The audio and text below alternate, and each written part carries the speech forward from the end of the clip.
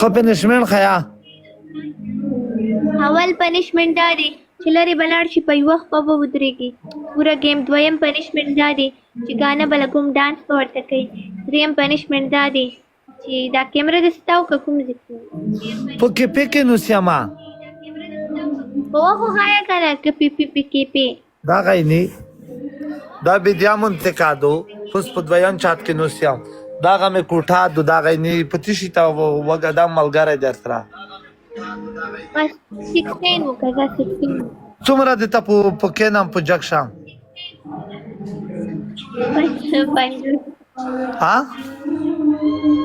دیش وکړه دیش جټ برند ویلکم جټ برند څومره دیش د خوان مې نه ویني کنه روکاوي چې دلته نو سي خودله بل چره غواشه دومره د ګرون نوم ور کړای دی ګل چاهت خو څا گیم پلی کا توند د ویني نه خو در خراب کا